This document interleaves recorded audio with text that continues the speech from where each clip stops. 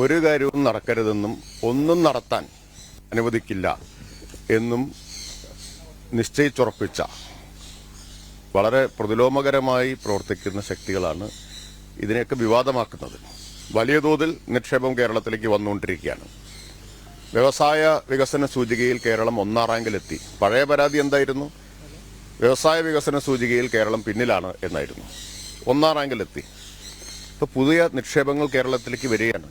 അങ്ങനെയാണ് ഇന്ത്യയിലെ ഒരു പ്രധാനപ്പെട്ട മദ്യനിർമ്മാണ കമ്പനി കേരളത്തിൽ അവരുടെ പ്ലാന്റ് ആരംഭിക്കുന്നതിന് അപേക്ഷ തന്നത്.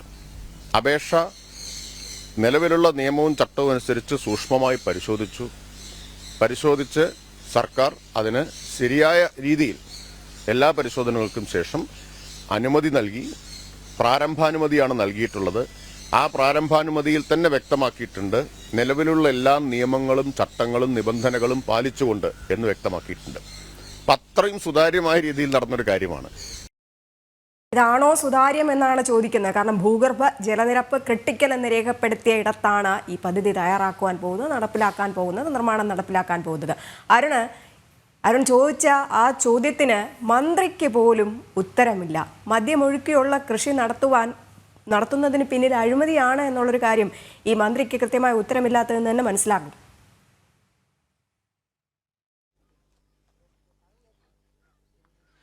തീർച്ചയായും രജനി, അത്തരത്തിൽ തന്നെയാണ്. അതായത് മന്ത്രിയുടെ ഭാഗത്തു നിന്നുള്ള ഉത്തരം പോലും കൃത്യമല്ല എന്നുള്ളതാണ്. ഇപ്പോൾ BJP ഈ ഒരു പ്രദേശത്ത് കൊടി നാട്ടുന്നുണ്ട്.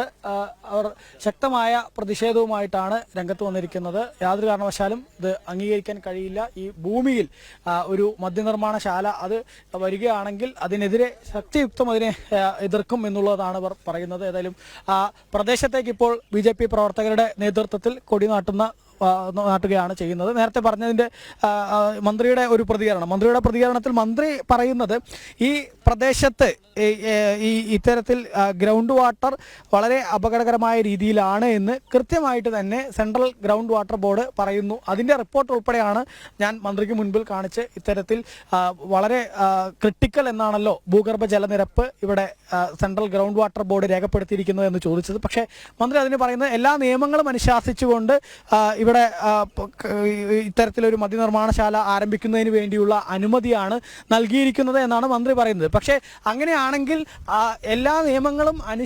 അനുസരിച്ചുകൊണ്ടാണ് ഇങ്ങനെ ഒരു മദ്യനിർമ്മാണശാല ആരംഭിക്കുന്നത് എങ്കിൽ അതിനെങ്ങനെയാണ് ഇത്രയും അപകടകരമായ രീതിയിൽ ഭൂഗർഭ ജലനിരപ്പുള്ള ഈ ഒരു പ്രദേശത്ത് എങ്ങനെ അതിന് അനുമതി നൽകും എന്നുള്ളതാണ് പ്രധാന ചോദ്യം. അത് കൃത്യമായ മറുപടി ലഭിക്കുന്നില്ല എന്നുള്ളതാണ്. അതേസമയം തന്നെ പ്രതിപക്ഷത്തെയും അതുപോലെ തന്നെ വിവിധ രാഷ്ട്രീയ പാർട്ടികളെയും മാധ്യമങ്ങളെയൊക്കെ വിമർശിക്കുകയും മന്ത്രി ചെയ്യുന്നു എന്നുള്ളതാണ്. ഏതായാലും വലിയ പ്രതിഷേധമാണ് ഈ ഒരു പ്രദേശം ആകെ തന്നെ കൊടിനാട്ടിയുള്ള ഒരു പ്രതിഷേധമാണ് ഇപ്പോൾ BJP നടത്തുന്നതെന്ന് മനസ്സിലാക്കാൻ കഴിയുന്നത്. കൂടുതൽ സ്ഥലങ്ങളിലേക്ക് അവർ പോവുകയാണ് കൊടിയുമായിട്ട്.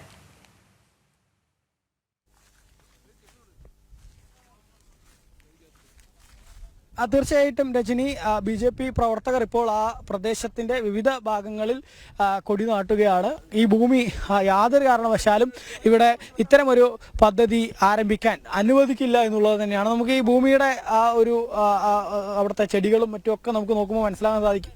വരണ്ട മേഖലകളിലും മറ്റും വളരുന്ന ചെടികളാണ് ഈ ഭൂമിയുടെ വിവിധ ഭാഗങ്ങളിൽ കാണാൻ സാധിക്കുന്നത്. അത്രയേറെ വരൾച്ച ബാധിത പ്രദേശമാണ് ഇത് എന്നുള്ളതിൽ യാതൊരു തർക്കവുമില്ല.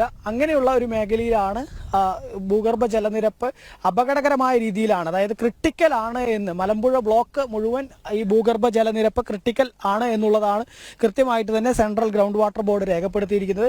ആ ഭൂമി അത് 2013 ഇത്തരം ഒരു ക്രിട്ടിക്കൽ ആണെന്ന തരത്തിൽ രേഖപ്പെടുത്തിയിരിക്കുന്നത്. 2013 എന്ന് പറയുമ്പോൾ ഇപ്പോൾ 2025 ഇപ്പോൾ പരിശോധിക്കുകയാണെങ്കിൽ തീർച്ചയായിട്ടും കൂടുതൽ ഈ ഭൂഗർഭ ജലനിരപ്പ് അപകടകരമായ രീതിയിൽ ഉണ്ടാവാനുള്ള സാധ്യതകൾ ഏറെയാണ് എന്നുള്ളതാണ്.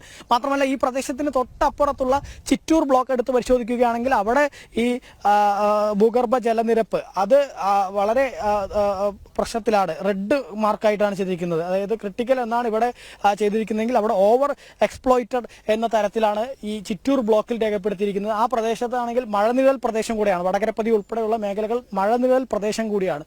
അങ്ങനെയുള്ള ഭൂമിയിൽ എങ്ങനെയാണ് ഈ ഇത്രയും ജലം ആവശ്യമുള്ള ലക്ഷക്കണക്കിന് ലിറ്റർ ജലം ആവശ്യമുള്ള ഒരു പദ്ധതി അതെങ്ങനെ നടപ്പാക്കും നടപ്പിലാക്കും എന്നുള്ളതാണ് പ്രധാന ചോദ്യമായിട്ട് ഉയരുന്നത്. അതിന് ഒരു മറുപടി ബന്ധപ്പെട്ട അധികൃതരുടെ ഭാഗത്തു നിന്ന് ലഭിക്കുന്നില്ല. അവർ പറയുന്നത് എല്ലാ നിയമങ്ങളും അനുശാസിച്ചുകൊണ്ട് കമ്പനി വരും എന്നുള്ളതാണ് മന്ത്രി എം പി രാജേഷ് പറഞ്ഞത്. പക്ഷേ അങ്ങനെയാണെങ്കിൽ ഈ എല്ലാ നിയമങ്ങളും അനുസരിച്ച് ഒരു കമ്പനി വരികയാണെങ്കിൽ പോലും ഇങ്ങനെ അപകടകരമായ രീതിയിൽ ഭൂഗർഭ ജലനിരപ്പുള്ള ഈ മേഖലയിൽ എങ്ങനെയാണ് ഇത്തരം ഒരു കമ്പനിക്ക് അനുമതി നൽകുക എന്നുള്ളതാണ്. തീർച്ചയായിട്ടും നിയമങ്ങൾ കാറ്റിൽ പറത്തി, ചട്ടങ്ങൾ കാറ്റിൽ പറത്തി, മാനദണ്ഡങ്ങളെല്ലാം തന്നെ മാറ്റി എഴുതിക്കൊണ്ടാണ് ഇലപ്പുള്ളിയിൽ മദ്യനിർമ്മാണശാല ആരംഭിക്കുവാൻ പോകുന്നത് സർക്കാർ. എന്തായാലും അവിടെ ഭൂഗർഭ ജലനിരപ്പ് ക്രിട്ടിക്കൽ എന്ന് രേഖപ്പെടുത്തിയിടത്താണല്ലോ ഈ ഒരു നിർമ്മാണ പ്രവർത്തനങ്ങൾ ആരംഭിക്കുവാൻ പോകുന്നത് എന്നുള്ള ചോദ്യത്തിന് പോലും എക്സൈസ് മന്ത്രിക്ക് ഉത്തരം മുട്ടിയിരിക്കുകയാണ്. സ്ഥലത്ത് പ്രതിഷേധം ശക്തമാക്കിയിരിക്കുക തന്നെയാണ് BJP. കോൺഗ്രസ് പ്രവർത്തകർ കൂടി ഇതിൽ ഉൾപ്പെട്ടിട്ടുണ്ട്. സ്ഥലത്തുള്ള പഞ്ചായത്ത് ഭരിക്കുന്ന കോൺഗ്രസ് കൂടെ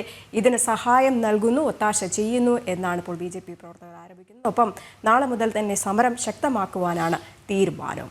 വിശദമായ റിപ്പോർട്ടാണ് അരുൺ ആലത്തൂർ നൽകിക്കൊണ്ടിരുന്നത്.